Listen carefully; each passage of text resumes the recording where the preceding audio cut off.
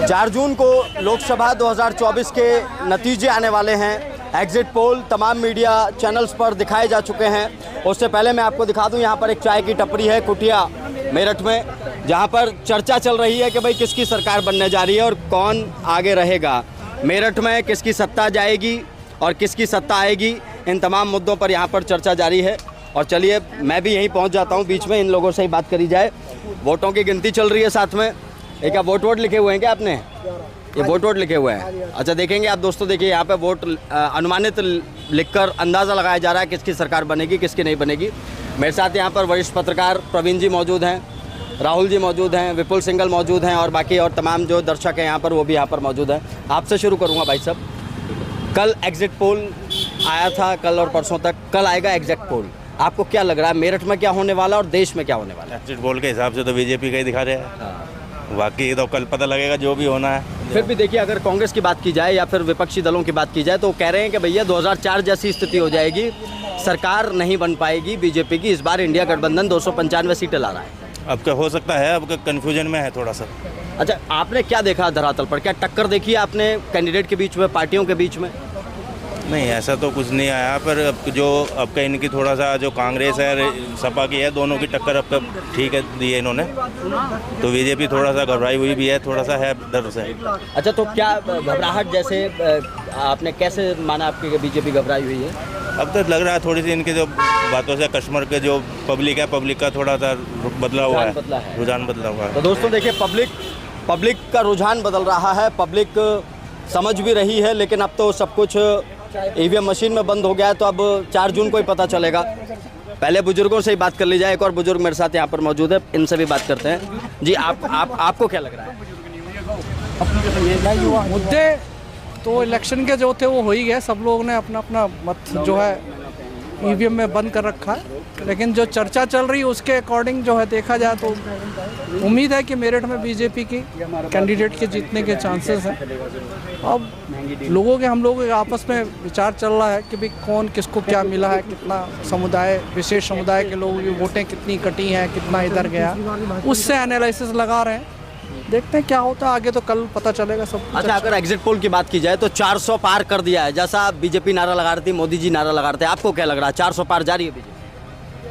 नहीं, 400 पार का उनका नारा है तो सिर्फ एक वो था कि भी कहना था, जब तक आप टारगेट नहीं रखेंगे अपनी पार्टी के मेंबरों के लिए या जो अपने आप के कार्यकर्ता है, तो उसको मोटिवेशन कैसे देंगे? उसका तरीका यही है कि आप जो एक अच्छा टारगेट दीजिए, कोशिश कीजिए कि सब लोग उसकी तरफ बढ़ने की कोशिश करते, और उम्मीद है 350-300 के बीच में तो आएंगे। 300 के आसपास आप भी देंगे? जी आप बताइए, युवा हैं, किन मुद्दों पर इस बार जनता ने वोट किया था और अब क्या लग रहा है आपको मेरठ में, इसके अलावा और जो देश की स्थिति बन रही है? मुद्दे तो महंगाई का, बेरोजगारी का, किसानों का, महिलाओं का, और सबसे बड़ी बात जो है देश में जो देश पे जो लोन बढ़ता हुआ जा रहा है वो उसमें सोचने का विचार है। और दूसरी बात, जो देश में सबसे बड़ी जो स्थिति चल रही है एक नफ़रत की, हिंदू मुस्लिम की, जात धर्म की जो चल रहा है, वो ख़त्म होना चाहिए। चुनाव मुद्दों पे लड़ा जाना चाहिए, बेरोजगारी पे लड़ा जाना चाहिए, महिलाओं पे लड़ा जाना चाहिए, उन्हें आरक्षण पे लड़ा जाना चाहिए। और सबसे बड़ी बात यह है कि मेरठ की सीट की बात करेंगे तो अरुण गोविल जी बाहर के व्यक्ति हैं, उन्हें मेरठ के मुद्दों के बारे में नहीं पता। ठीक है, पार्टी ने उन्हें कैंडिडेट बना के यहाँ भेजा, पार्टी चुनाव लड़ रही है।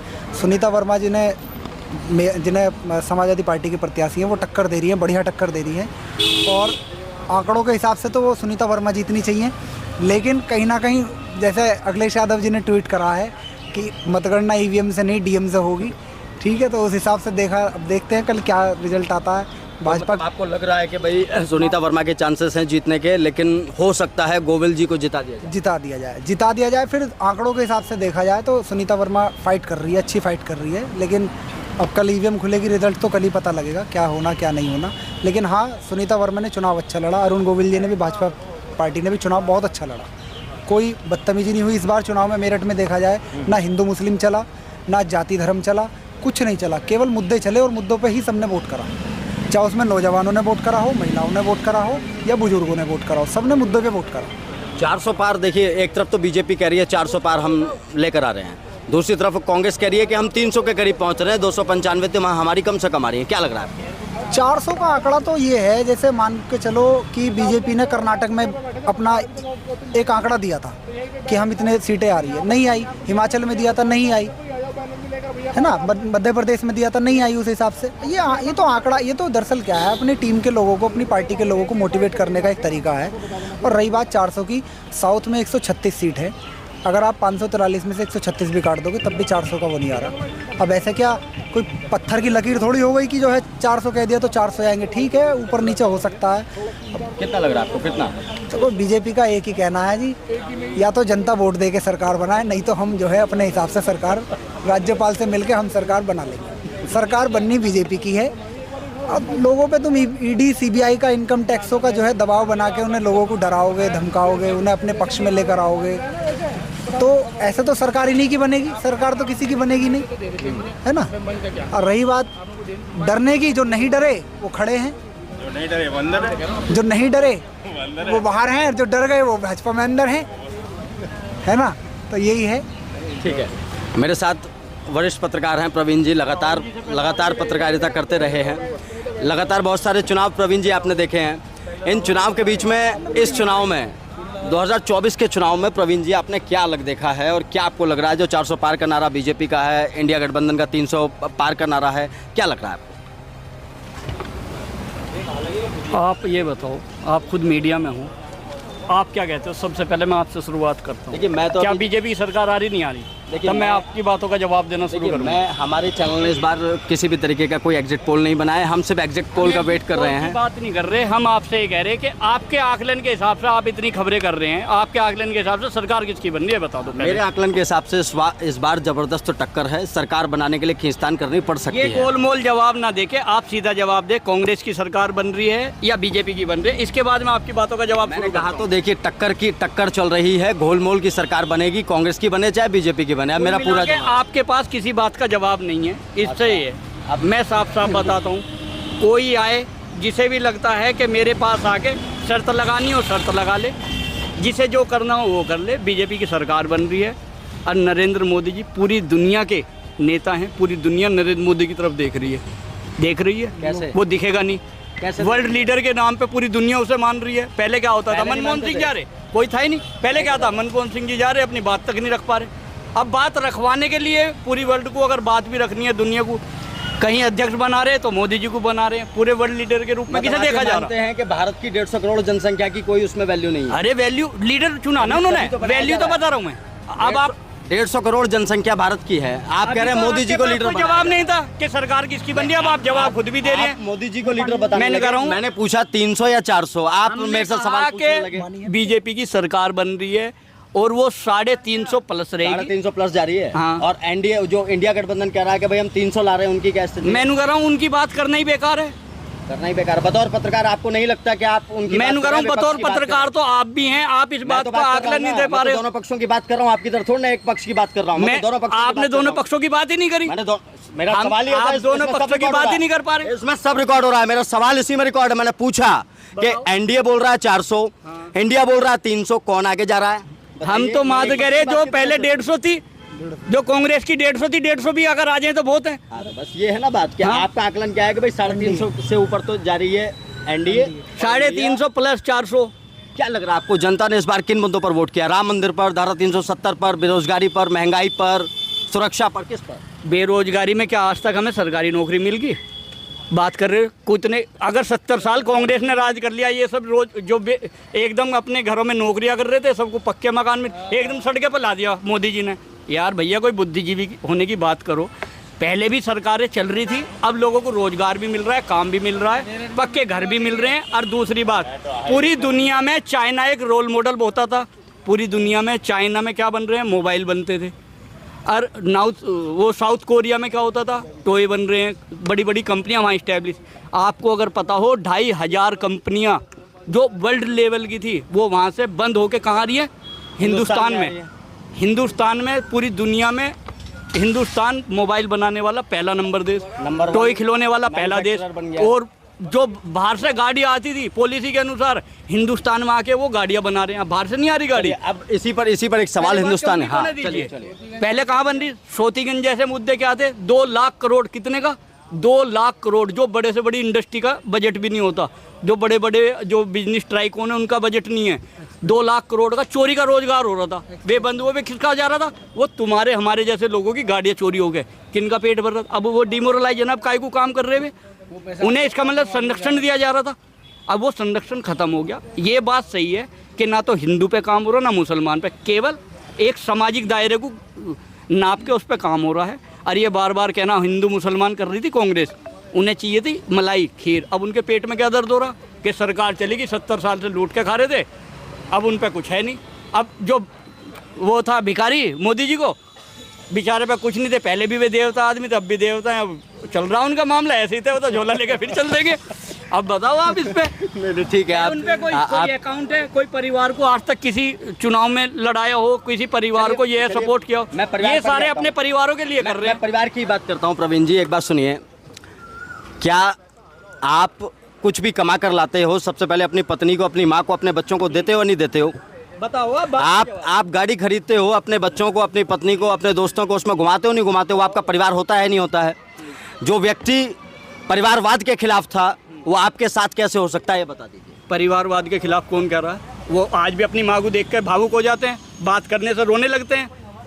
वो आप कह रहे परिवार, उसने क्या कहा है? नहीं, पहले आप परिवारवाद के खिलाफ कोई नहीं है। उन्होंने कहा परिवारवाद क्या है? जो हमेशा ये चाहते हैं, जो उसके काबिल नहीं है उसे सत्ता बिठाना चाहते हैं। अभी अमित शाह के बेटे को किसने बिठाया? अरे यार नू तो बताओ कहाँ? मैं नहीं कह रहा हूँ, क्या वो ऐसा अमित शाह के रोड पे चलता हुआ, अमित शाह के रोड पे चलता हुआ आदमी था? तो गृह मंत्री का बेटा जिसका क्रिकेट में कोई वो नहीं है, गौतम गंभीर खुद उसके बारे में बोल रहा है, उसे कैसे बिठा दिया आपने? अरे क्यों नहीं? उन्हें लग रहा कैलिबर है, तो इसमें भी कोई आफत आ गई। इससे पहले जो मैं कह रहा हूँ, इससे पहले आप पहले तो आप कह रहे हैं योग्य आदमी नहीं बैठ रहे सही जगह पर, अब आपको लग रहा है कि आफत आ गई अमित शाह? मैं कह रहा हूँ अमित शाह का लड़का बैठ गया तो क्या आफत आ गई? इस बात का ही पेट में दर्द हो रहा।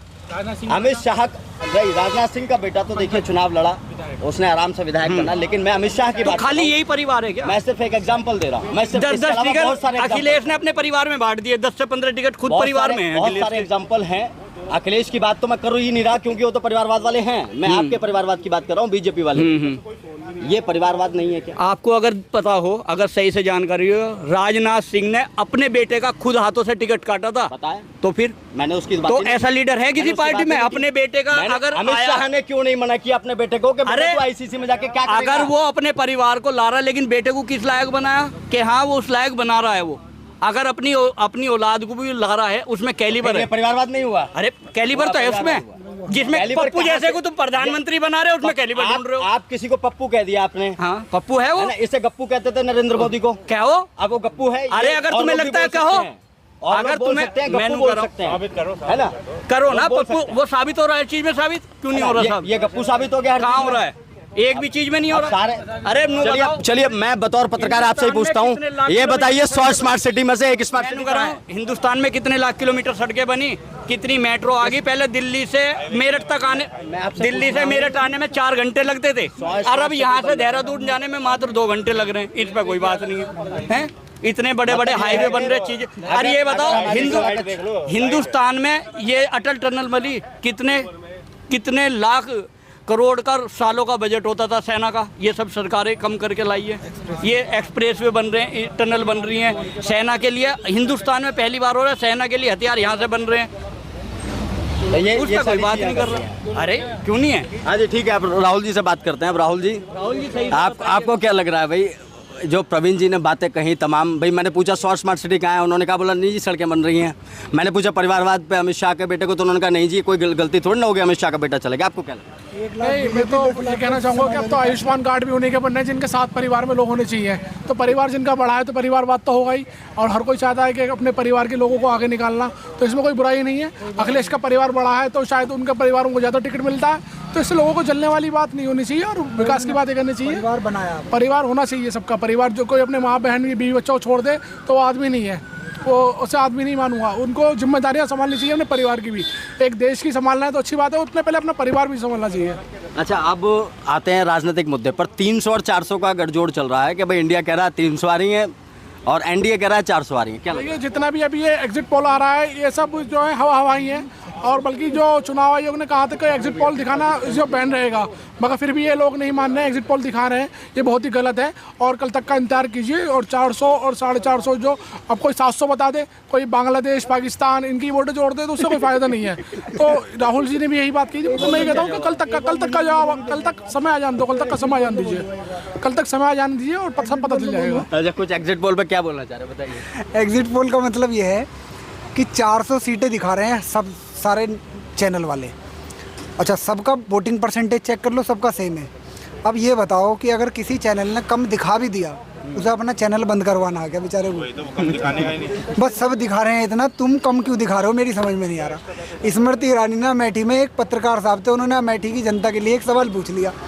उन्होंने स्मृति ईरानी जी ने वहीं पकड़ लिया उसे कि आपके मालिक का नाम वो है, मैं आपके मालिक से बात करूंगी।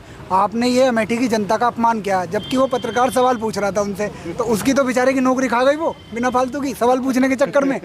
तो मतलब कुल मिलाकर यह है कि पत्रकार अब सवाल पूछने लायक भी नहीं बचा है। नहीं, बिल्कुल। आप जो है आप तो बीजेपी के पक्ष की बात करो, आप आंकड़े जो है, कल का ये नहीं पता नौकरी है या नहीं है। बिल्कुल सही कह रहे हो आप, है ना। ये देखिए, इस बात को नोट करिएगा। देखिए, अगर पत्रकार को भी सवाल पूछना है तो वो भी सोच समझ के पूछेगा, सोच समझ के पूछना चाहिए हमें कि कहाँ खड़ा है, किसके लिए सवाल कर रहा है, सब चीज़।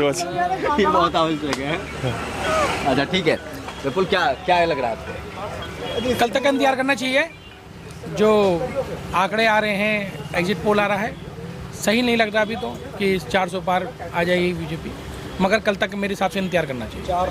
10 बजे तक क्लियर हो जाएगा। दोस्तों, अब कल तक का इंतज़ार करना होगा। और कल तक के इस इंतज़ार के बीच में आपने बहुत सारी चर्चाएं सुन ली होंगी, अलग अलग तथ्य सुन लिए होंगे, अलग अलग बातें सुन ली होंगी। और अब आपको सिर्फ इंतज़ार करना है नतीजों का, यानी कि कल का।